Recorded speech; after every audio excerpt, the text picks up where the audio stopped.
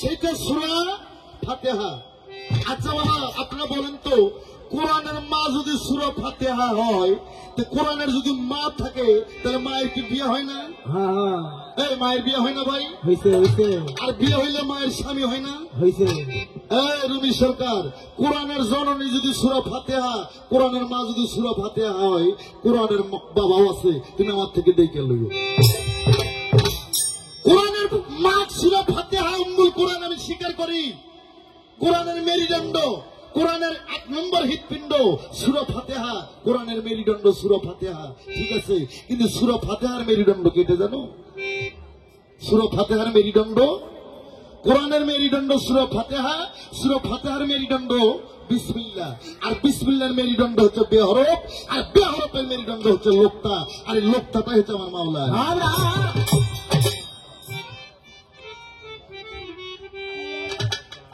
এখন বাবা টিভির পর্দাটা খুললে, ফেসবুক খুললেই এই নবুয়তের মধ্যে একদল মানুষ আমরা আছি, আর আছে এরা দুইটা ব্যবসা করছে, একটা বেদাত আর একটা হারাম।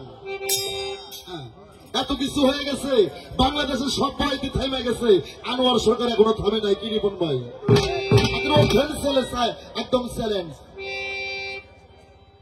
আমরা দুইটা দোকান খুলছি, একটা বেদাত আর একটা হারাম। ফেসবুক মোবাইল খুললেই পাওয়া যায় একদল আছি আমরা, কয় গান হারাম, বাজনা হারাম, এইটা হারাম, সেইটা হারাম।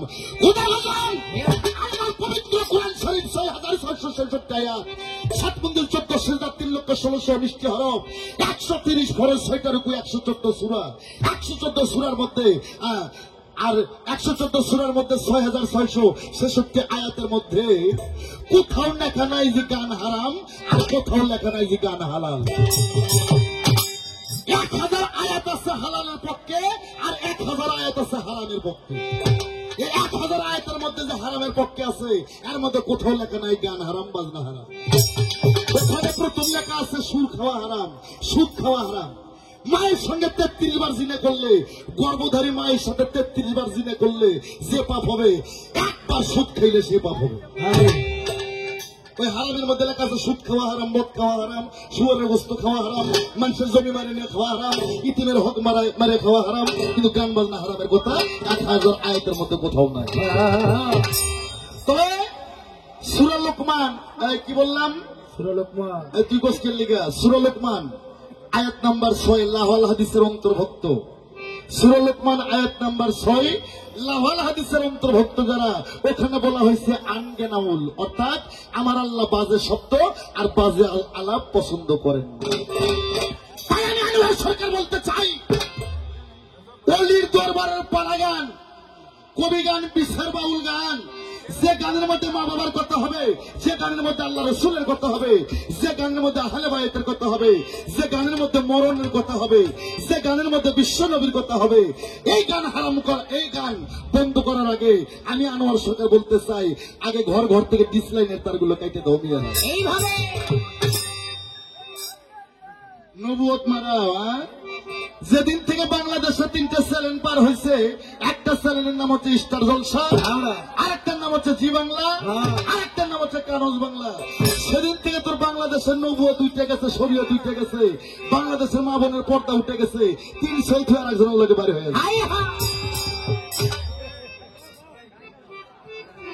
আমি আগে বলছি, এখানে হাফেজ, কারি, মুন্সি, মৌলানা, মুফতি, মুহাদ্দিস, কাদিয়ানি, সুরিয়ানি, গোলাপি রহমান, হানাফি, মোহাম্মদী, মুজাহিদ, না মুজাহিদ, যে জামাতের লোক থাকে, কারো যদি কোনো প্রশ্ন থাকে কোরআন হাদিসের আলোকে আমাকে লেখে লেখে পাঠিয়ে দেবেন। আনোয়ার সরকার সারা রাত আছে এখানে জবাব করে বলবো। কিন্তু লাঠালাঠি নিয়ে আসলে আমি পারব না, লাঠি নিয়ে আসলে আমি পারবো না। আমি কেন, আমার ১৪ গোষ্ঠী না দিশাতে পারে না।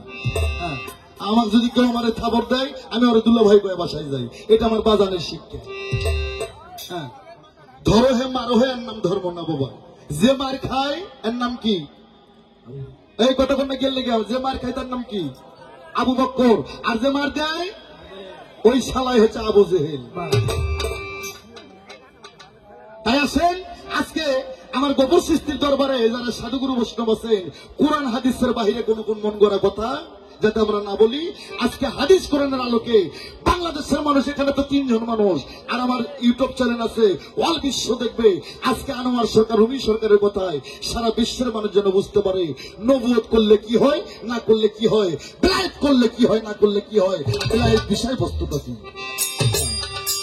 খুব ঠান্ডা করে আমার কথাগুলো বুঝবা। হ্যাঁ, তুমি বন্দনা করছো, আমার ছোট্ট করে একটু বন্দনা করি। বন্দনা গানটা হচ্ছে পরিচয় পত্র, না করলে হয় না। ছোট্ট করে বন্দনা করে আমি পালার দিকে যাবো।